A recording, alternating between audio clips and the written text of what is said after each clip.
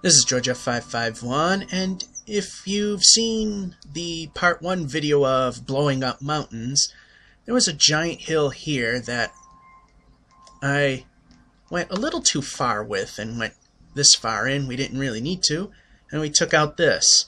The idea is that a road connecting from what is now the bridge to nowhere out that way over here to the mainland, to downtown. So, we left this a manageable, repairable job when we put in the bridge. That's one mountain. Here's another mountain right here. As you can see, it's a two-parter. There's this piece right here, and this much larger piece right here. And here's where it's going to connect. That bridge to nowhere will go through where these mountains are no longer going to exist to this road to downtown that you see right there spawning. Reason being is that tunnels don't make too much sense for this part of the world. I mean, this segment, yes, but the way it meets up over there, no. So, what I've done right now, because you might not have believed how much TNT I used initially, I've made these hallways, which will be filled completely with TNT. Now, it's not going to be an epic explosion in terms of going for records. The idea is to get the work done, have it blow up bit by bit rather than all at once, to not overwhelm the server. This is the Seattle server, the Templemans, which I mentioned before. You might not have seen the previous videos. That, hey, I'm in creative. You don't bother me.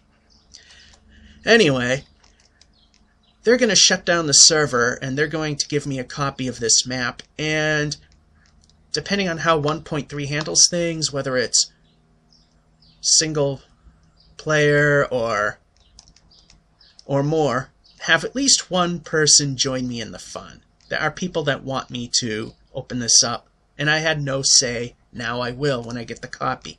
And of course the TNT will go through here, and we got two tunnels right here. This glowstone will serve nothing more than a conduit of TNT to trigger the next event and blow away some other stuff, and the tunnel over here is pretty much the same. And this time, so I don't destroy this poor guy's hard work, I've got it covered in bedrock. So when the big explosions happen, this thing should be fine. And if somehow it gets destroyed, I left segments right here denoting where the redstone segments are, so I can rebuild it once again. I also cut some of this hill down, and I'll do a little more right here, so it's not as close and I can go underneath. Now, I'm not going to guarantee that this will take care of the whole problem, and the whole idea is to be responsible about it, not to try and create a massive crater. I'm applying what I learned in part 1 to this hill, part 2. Now, if some of this over here is left undone, so be it. We want to get where this road is. So, right now, it's a matter of placing the TNT. Alrighty, I did my job. Now you might notice I left a space there. That's done on purpose because I actually dug a bit too high. I wanted it one lower, and anywhere TNT would be floating, I put glowstone there solely for the purpose of holding it up and creating very minimal resistance. You can see all of the corridors that I've created are filled with TNT, and there again we have more floating sticks that are placed so that they'll do damage and cause minimal resistance to explode down there as well. As you can see, I made a little finger. I am not sure how the server will handle this, or my computer, because I'm recording 854-480 simply because screen capture doesn't work too well. I'm not sure. I think the heavy lifting is done by the server, which in this case, I don't think it'll have a problem. It's got 32 cores. I don't know what kind of processor. No, it has 32 gigs of RAM. And well, it's a freaking huge server. So let's see what happens and any lag we might get. Here we go. Lag. Big lag.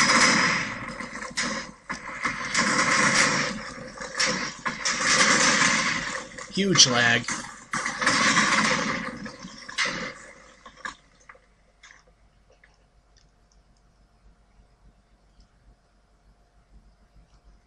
We did learn from our first little episode. Okay, we still have a little bit of work to do, and I wound up doing exactly what I didn't want to do, and that was cratering. Although, like I said, I'll be fixing this up. Perhaps I put it a little too low. And, well, it looks like the protective barrier didn't quite work. But as usual, as I always say, any good player will fix what they destroyed. Oh, look at that. This was completely surrounded and it got destroyed. So, we gotta fix that. Fortunately, there's minimal work to be done here. I'm not gonna bore you with that entirely. So what I'm gonna do now is, if this is fast enough, I'll bore you with it in its entirety, is once again fix this. Thank goodness I have actually done this, because things would have been a lot worse if I did not cover everything up. So we know what goes where, and we got another redstone here, which we gotta get a redstone track. Yeah, see, this is fairly easy fix up here. Now that we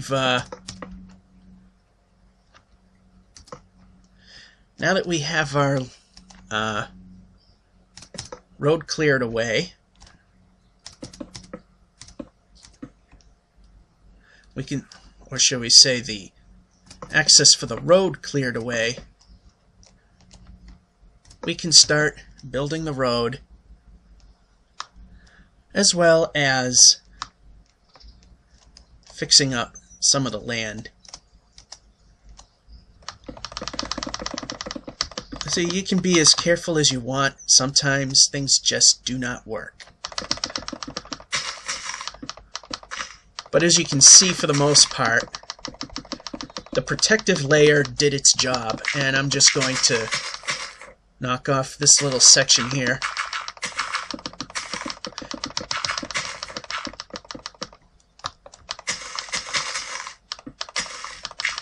I'm not going to spend much more time on this. I just want to get it semi-presentable and see the true damage.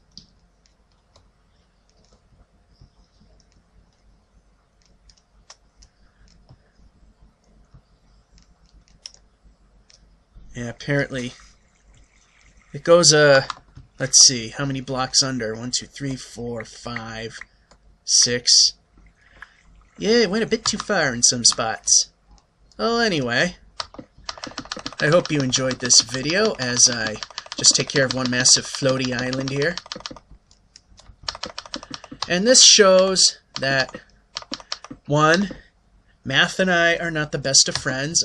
If you've seen my other Minecraft videos, you know that fairly well. And a good Minecraft builder, if they make a mistake and destroy other people's work, as you see, a good builder will help fix what they've inadvertently destroyed. And I think some of the craters that were pre-existing kind of helped create some of this collateral damage. And that'll be it for